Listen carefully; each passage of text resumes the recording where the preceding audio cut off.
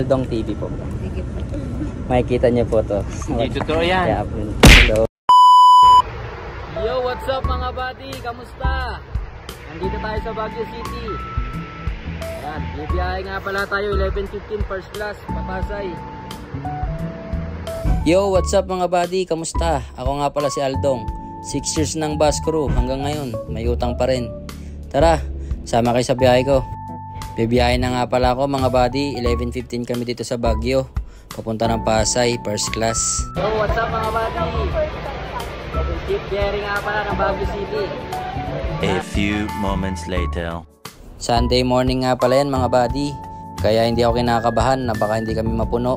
Dahil kapag ka Sunday dito, alam nyo naman, uwian ng mga pasahero. Kaya parang kahit na walang pasahero, maya maya mapupuno din yan mga buddy. Hintay-hintay lang sa mga nakabooking.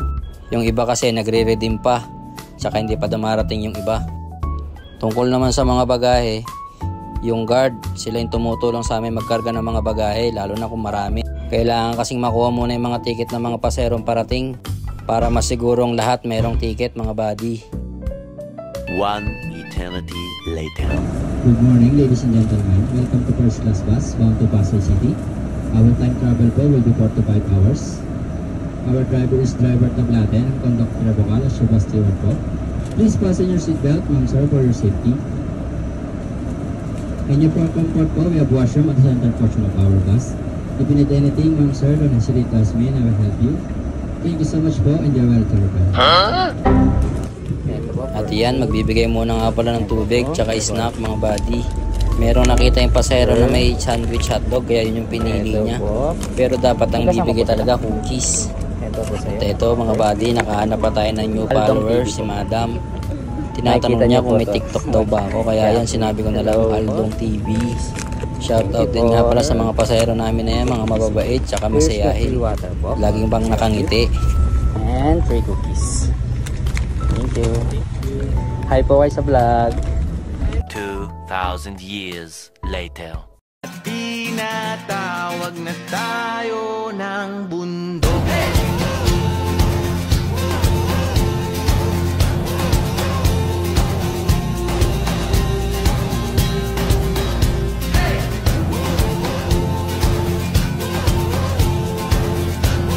Meanwhile, At ayan, may pa-sound trip pa nga pala mga buddy nyo. Aray ko. Ayan, at routine muna nga pala dito sa bus mga buddy. Kailangan i-double check yung CR mga buddy para maayos na magagamit ng ating mga pasahero. Papalitan ng tissue. Tapos mag-i-spray din ng pampabango ng CR para naman malinis at komportable yung mga pasahero natin mga buddy. At least 2 to 3 times yan mga buddy. Kailangan panatiling malinis yung CR. Kung napansin nyo mga buddy, hindi na pala ako nanikit kasi may reservation lahat ng mga pasahero. Kaya ang gagawin ko na lang, pick upin na lang mga buddy. Enjoy nyo lang muna yung view mga buddy. Total maganda naman yung panahon. Hindi umuulan at hindi rin ofag mga buddy. Ito nga pala yung tulay na madadaanan nyo mga buddy pagpapasok kayo ng Baguio at saka palabas. Yung merong rockshed tunnel dito sa may Marcos Highway mga buddy.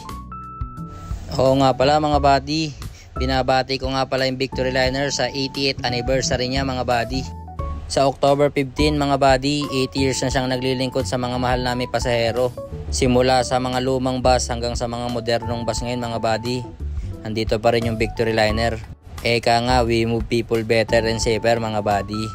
Maraming salamat din sa inyo mga buddy, lalo sa mga suporta sa Victory Liner at sa mga pasaherong mananakay nito. Dahil kung wala kayo mga buddy, wala ang Victory Liner. Maraming salamat po. Nandito na nga pala tayo sa Pugo Crossing mga buddy. Yung pakanan, papunta ng Pugo proper. Yung padiretso, Agoo La Union.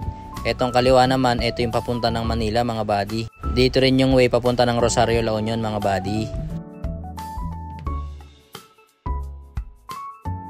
At ito mga buddy, express, papasok na tayo ng Tiplex Rosario. Dito nga pala dumadaan yung mga first class bus tsaka royal class. 3 days later. Fast forward mga buddy, nandito na tayo sa Skyway. Nga pala, matatapos na yung biyahe natin. Maraming salamat sa pagsama sa akin mga buddy. Hanggang sa susunod ulit. 1 minute later. Good afternoon, ladies and gentlemen. We just arrived at Pasay Terminal. Please double check your personal belongings before leaving the bus po. And please be seated until our bus gets stopped. Once again, in behalf of our driver, Mr. Tablate, and conductor Bokal, saying thank you so much for choosing Victory Liner as your #1 transport provider. We move people better and safer po. Thank you so much po. Mag-ingat po tayong lahat. Maraming salamat kay Mr. Arnel Tablate para sa mainit na biyahe. Thank you, buddy. Thank you, bro.